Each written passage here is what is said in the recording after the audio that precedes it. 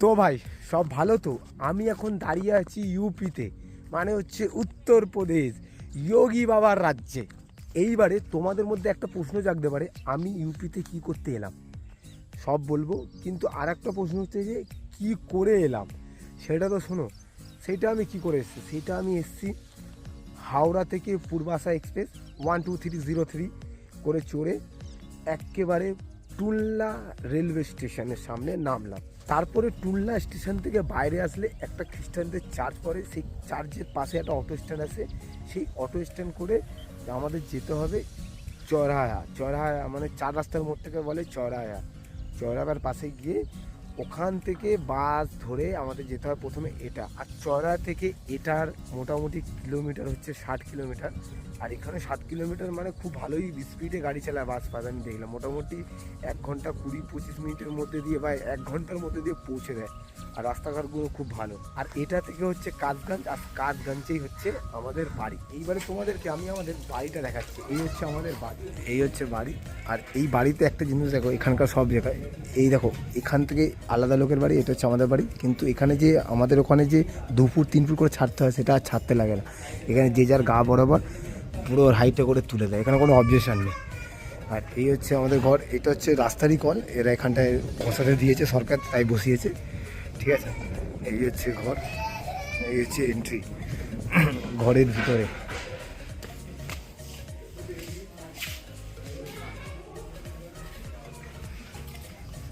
এটা হচ্ছে এখানে হচ্ছে ছাগল ফাগল থাকে।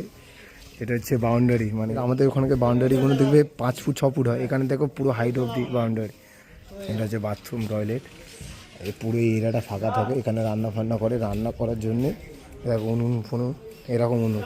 আর এই ঘুঁটে হয় না, যে ঘুঁটে কাঠ দিয়ে এগুলো হচ্ছে পুরো এই যে ঘুঁটে ফুটেগুলো এখানে রাখে। আর সব খাটিয়া ফাটিয়া। এই হচ্ছে রুম, সব রুমে বসে আছে। আর এটা হচ্ছে রান্না করার জায়গা। এইটা তো আমাদের একটা ঘর দেখালাম, ওই সামনেও একটা আমাদের একটা ঘর আছে। এই দেখো, এই ঘরটা তোমাদেরকে দেখাই জাস্ট।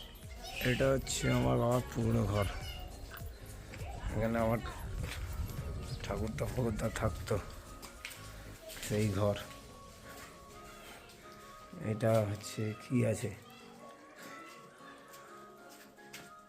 ভাই, ऊपर से ईट से क्या बना है, कैसे बनाया, কি করে করেছে? ইট দিয়ে ভাই মানে দুতলা বানিয়েছে, ঢালাই করেছে। তেরি অত পুরনো ঘর, ইটের ঢালাই, আমার চোখে সর্বপ্রথম দেখা এরকম। এগুলা খুলে দেখে, पुराना टीवी, छोटा बड़ा। ये किसका साइकिल है, तेरा? हाँ। और ये घर में पुरानी तेरी। और सब इस गांव में सबका घर में ये वाला रहता है, उपला। और बंगाली में इसको घूटे कहते हैं, घूटे। ये इधर एक तो खटिया है, इधर सोएगा अभी तू?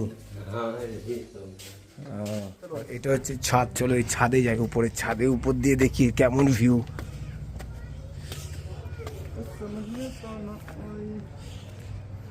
अच्छा ऐसा है ভিউ। এইবারে তোমাদের আমি আর একটা বাড়ি দেখাবো আমাদের, মানে টোটাল এইটা হচ্ছে 3 নম্বর বাড়িটা দেখো, জাস্ট এই সামনে। এটা হচ্ছে 3 নম্বর বাড়ি। এটা হচ্ছে আমাদেরই ভ্যাস বলে, ওই যে বাঁধা আছে, আর ওই যে ছাগল ফাগল রাখা আছে।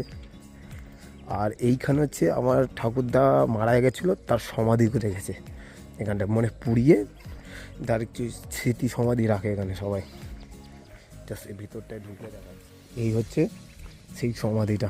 এখানে হচ্ছে আমার ঠাকুরদার সমাধি পোতা আছে। এখানে ওই প্রদীপ জ্বালিয়ে রাখে, ঠিক আছে, এরকম একটা ব্যাপার।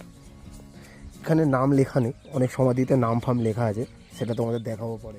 এইখানে আর একটা জিনিস খুব ভালো, জানো কি, রাস্তাঘাটগুলো দেখো খুব ভালো, মানে ঢালাই পাত্তি দিয়ে করা। আর এই রাস্তার দুধারে দেখো মানে গাঁজা গাছ ভর্তি, দেখো এইখানে গাঁজা গাছ ভর্তি, এই সাইড থেকে গাঁজা গাছ ভর্তি।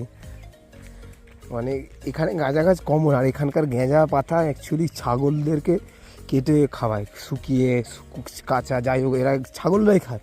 আমাদের ওখানে লোকেরা এসব মানুষ যারা তারা ছাগলের মতন এই গেঁজা খায়, আর তাও 50 টাকার ছোটো ছোটো পাউচ কিনে সেইগুলো দিয়ে গেঁজা খায়। এই হচ্ছে। আর এই লোকাল এরিয়া ঘরবাড়িগুলো দেখো মোটামুটি খুব ভালো, মানে এখানকার এই ঘরবাড়িটা ভালো, ওইদিকে কিছু ঘরবাড়ি আছে আরও দেখাচ্ছি এখানকার যে লাইন ধরে ঘরবাড়িগুলো কীরকম থাকে।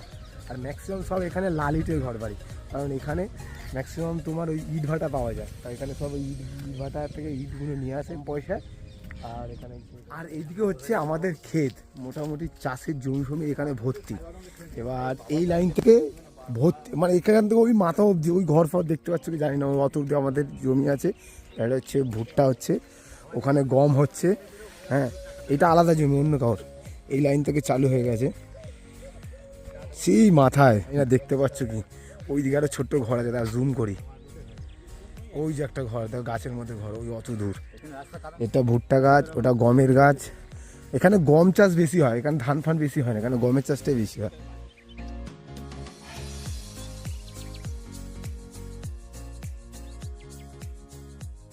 আর আমরা কালকে ওইদিকে গেছিলাম, তোমাদেরকে একটা জিনিস দেখাবো। ওখানে ব্যাপারটা কি জানো তো, মানে পাখিরা কোথায় ডিম পাড়ে, গাছে তো। ওখানে একটা পায়রা আছে, সেই পায়রাটা ডিম পেড়েছে কুয়ার মধ্যে। আর আজকের এখানে সকালবেলার দিকে একটু বৃষ্টি হয়েছিল, ওয়েদারটা একটু চেঞ্জ হয়েছিল। আর এখন আমরা দেখতে যাচ্ছি যে ওই যে ডিমটা কি জলে ডুবে গেছে কি ঠিক আছে না, পাখির ওই পায়রাটা কি করলো সেটাকে আমরা এখন দেখতে যাচ্ছি। তো তোমাদেরকেও দেখাবো চলো। তো ভাই সেই মেন জায়গাটায় চলে এসেছি, এইখানে হচ্ছে ভিতরে পায়রা ডিম পেড়েছিল, এই দেখো কুয়াটার ভিতরে এখনো আছে। ওই দেখো বসে আছে, ওই দেখো, হ্যাঁ দেখা যাচ্ছে। না জল নেই, জলও নেই, জল তো নেই না, কিছুই নেই, গাটা ভিজে আছে। ও ডিমগুলোকে কভার করছে, এই দেখো পুরো পাতা পাতা। আলু বেশি নাকি? আলু বেশি, ওই দেখো বসে, ওইখানে নাকি ডিম পেড়েছে। জল সব টেনে নিয়েছে মাটিতে, মানে মাটিতে শুকনো ছিল, সব এইখানে ডিম পেড়ে তা দিচ্ছে। দেখো ভাই ওই কুয়াতে ডিম পেড়েছে একটা, আবার ওইখানে আর একটা কুয়া আছে, দেখো আমি তোমাকে দেখাচ্ছি। ওইখানে একটা দেখো, ওই জায়গাটা একটা কুয়া আছে, ঠিক আছে, ওইখানটাও নাকি ডিম পেড়েছে। তাহলে এখন ওইখানটায় যাবো, গিয়ে তোমাদের দেখো। এই যে আর একটা কুয়ায় চলে এসেছি, এই যে এই কুয়াটার ভিতরে পায়রা আবার আছে, ডিম পেড়েছে। সব কুয়ার ভিতরে ডিম পাড়ে এরা। ও সিঁড়ির পাশটায় আছে, ওই দেখো সিঁড়ির পাশে, হ্যাঁ ওই যে বসে আছে,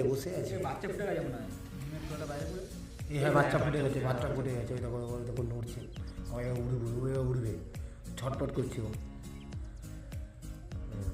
যাই হোক, কিন্তু তোমাদেরকে এই বিষয়টা আমি বোঝাচ্ছি। দেখো এই কুয়া থেকে ডিপভাবে আরও পাইপ ঢোকানো আছে, এখান থেকে জল তোলে, এই মেশিনটা চালিয়ে দেয়, আর জলগুলো এখানে স্টোরেজ হয়। তারপর এখান থেকে বিভিন্ন জমিতে চলে যায় সবার জল। এই হচ্ছে ওদের মানে মোটামুটি চাষবাস করার একটা সুযোগ সুবিধা। জলের সমস্যা হলে এইভাবে করে জলটা ওরা তোলে। তোমাদেরকে আমি আর একটা জিনিস দেখাই। এই যে এখানে দেখতে পাচ্ছ একটা ত্রিশূল আছে, হ্যান ত্যান আছে, এটা একটা সমাধি। মানে এখানে ম্যাক্সিমাম সব হিন্দু আছে। যারা যখন মারা যায় তাদেরকে প্রথমে পোড়ানোর পর তাদের যে অস্থিটা থাকে সেই অস্থিটা এখানে কি করে মানে রেখে দেয়, আর যেই ফ্যামিলি যে কজন থাকে তাদের একটা একটা করে এখানে পুঁতে দেয়, মানে অস্থিটা কবর দিয়ে দেয় আর এখানে রেখে দেয়। এখানে যে যারা মারা গেছে তাদের নামও লেখা আছে, তো ছোটে সিং, তারপরে হরি সিং, শয়তান সিং, এই হচ্ছে নাম সবার। এখানে আর একটা জিনিস আছে দেখলাম, যে এখানে না মানে ওই জাতিভেদ প্রথা এরকম টাইপের কিছু আছে। মানে এখানে রাজপুত আছে, সিং আছে, বাল্মীকি আছে, যে যেই জাতের তাকে সেই জাত তার জমিতে তাকে পুরানো হয়, তারপরে তার জমিতে তারই সমাধি করতে হবে, অন্য কারোর জমিতে তুমি করতে পারবে না। এখানে এই একটা ব্যাপার আছে, তুমি ধরে নাও সিং, তুমি যদি বাল্মীকি বা রাজপুতের জমিতে গিয়ে পুরাও বা সমাধি দাও হবে না, এটা একটা নিয়মের ভঙ্গ হবে, একটা ক্যাচরাও লেগে যেতে পারে। যার জমিতে সে তাকে পোতে, তার সমাধিটাকে পোতে, মানে পুরো ডাইরেক্ট কবর দেয়, আগে পুরা হিন্দু রীতি রিবাজ যেরকম পুরানো হয় আগে পুরাবে, তারপরে সমাধি দেয় এরকমভাবে স্মৃতি হিসেবে। কবরটা বানিয়েছে দেখো, ওই দেখো একটা এই যে এ টাইপের যেটাই আছে ওখানে না প্রদীপ জ্বালিয়ে রাখে, মানে প্রদীপ জ্বালিয়ে ওই তার আত্মাটাকে শান্তি বা কিছু একটা হবে এ রাখে। তো ভাই আজকের মতো এখানে শেষ করলাম, আবার কালকে আবার অনেক কিছু দেখাবো, এখনও অনেক কিছু দেখানোর বাকি আছে, আর অনেক জায়গা এখনও ঘোরার বাকি আছে। শুধু গ্রামটাকেই এখন কভার করছি, দেখি কালকে আর কী কী কভার করতে পারি। তো চলো রাখলাম।